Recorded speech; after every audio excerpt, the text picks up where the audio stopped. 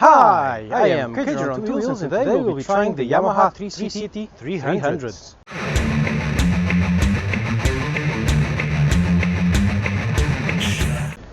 Yamaha keeps pushing the three-wheel scooters forwards, and here's the latest iteration.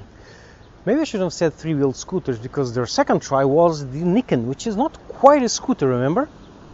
Anyways, this one has one important development. The front suspension is lockable, and if you notice, there's no side stand. Or actually there is, it's just not on it.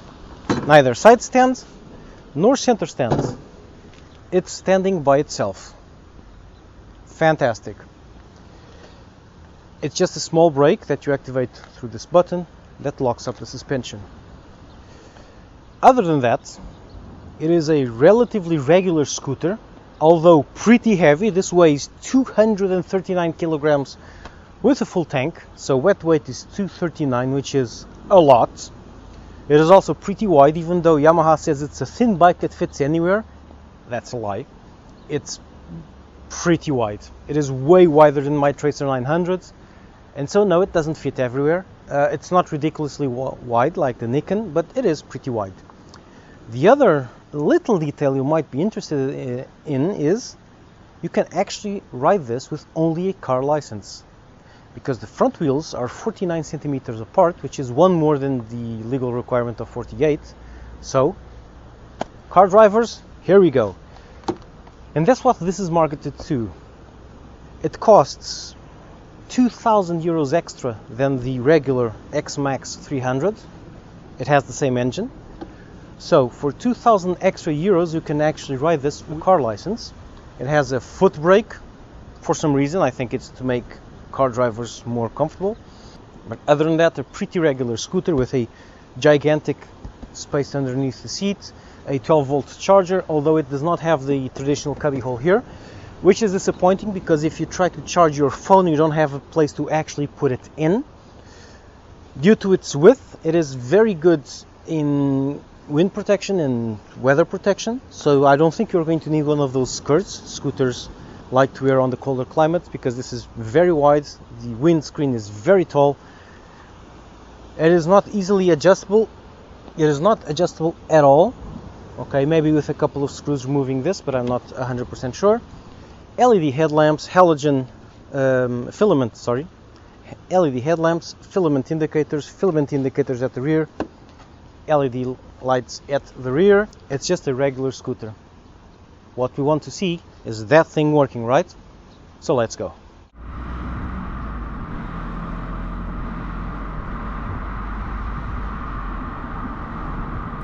So why three wheels? Well, basically this is marketed for car drivers because it can be ridden with only a B car license. Depends on your country, but in Europe I think it is, because of the separation between the two front wheels, and most especially so that you can go from good asphalt into these irregular polished cobblestones and not worry too much if you're cornering, accelerating or braking. An added benefit is that the suspension, even though it's kind of stiff, because it is a 230 kilogram bike, it is much more effective than you'd expect, because usually one wheel gets a bump but the other one doesn't, and this is literally off-roading, okay? Look at that. Now my only issue here is that my rear wheel will start skidding left and right, because the right wheel is about 20 centimeters higher than the left wheel. And yet, I have no problems here. On a regular motorcycle, this is dangerous. And come to a stop sign, I can just stop and go. And thanks to the traction control, I can even go without a worry. So, lazy motorcycling? Another added benefit of the three wheels is stopping power, because you have double the rubber at the front. And so let's try just the front wheel. Just the front brake, sorry. 60 kph, just the front brake and brake. So ABS activates and eventually it stops. This is because scooters have a lot of weight in the rear, and because of that you should use also your rear brake. In this bike, the rear lever actually is a combined braking system. It can also be activated by the heel braking system here. And the rear lever will activate the front and rear for a much more effective brake. And brakes. That was fantastic. That is a lot of braking power. But that was just the rear. Okay, even though the rear also activates the front, that was technically just the rear brakes. Let's see front and rear at once.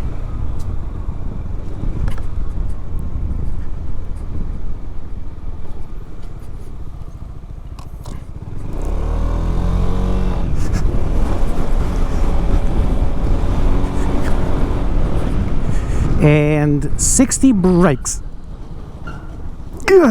Wow! I almost got thrown forward out of the bike. The stopping power is not big, it's not a lot, it's absolutely immense. It is ridiculously strong. So it is a very safe bike for what I like to call the urban off-roads. Another party piece of it is that you can attack sidewalks at any angle, like so. I actually had just one wheel up on the sidewalk and you didn't even notice. It's just unbelievable. Where does this go? Or you can just drop down like this. No longer do we have to be careful of little... Come on, Pooch. No longer do we have to be careful of the ditches because the wheel might slip down on it. No, we just attack it and that's it. Here we are, the test track. Does this ride like a regular motorcycle? Or at the very least like a regular scooter? So first things first, the engine is the same as the X-Max 300, except that now it is being asked to pull uphill 234 kilograms. Or 239 actually. So it's going to be a lot slower. Let's try to take this easy because this is a weird bike. And even taking this easy, you get some absolutely ridiculous leanage and you've still got grip to spare. It's a bit slow turning in. It's not exactly an agile bike doing this. It's agile enough in town, but it's slow going in, as if it's dampened or something, which it is. But once down, it stays down, and it stays exactly in the same place you are expecting it to, and it corners like a dream.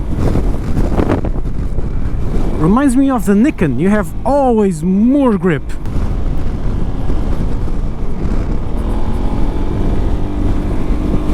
And when you finally reach its limits, it starts washing out. It becomes light. It is now. The steering starts to go light. The whole bike feels lighter and more nervous, and it starts to widen the turn. Even with all this grip, it does have the tendency to widen the turn because of the extra mass at the front. So you'll always end up widening the turn more than you would expect. Even if everything's going right, everything's going okay, you'll always wash out a little bit. It has this tendency to try to widen the turns a bit more than you expect.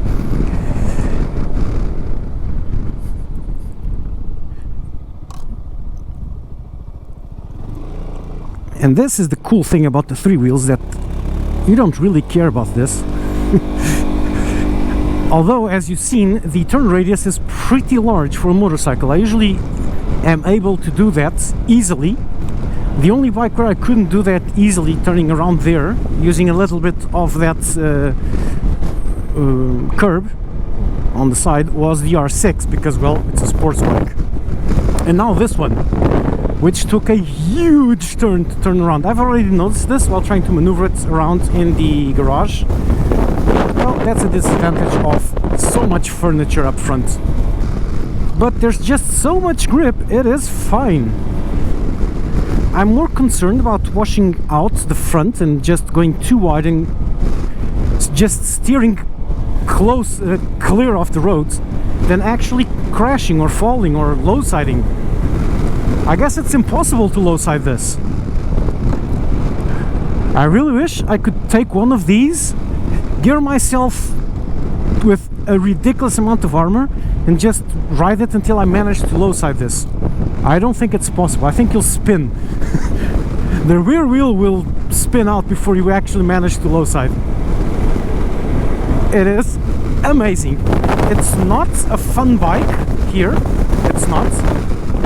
It's not agile enough. It's too slow. But it works fine. Here we are to return the Tricity 300. This bike behind me has a bit of a dual personality. I am the car driver who does not have a biking license, so this looks like a pretty good option to go to work. Instead of taking the car, I could just buy one of these and go. I am the motorcycle rider. I've always ridden my entire life, but now this seems like a good option, so I don't have to care about bad pavement and oil and rain and painted lines. So I can just go relaxed into work. I'll keep my other bikes for fun, but this one seems like a more safe commuting bike. So why not? A safer scooter just to go to work? Doesn't seem bad. Now, doesn't seem bad, but it has a few nags that I really don't like.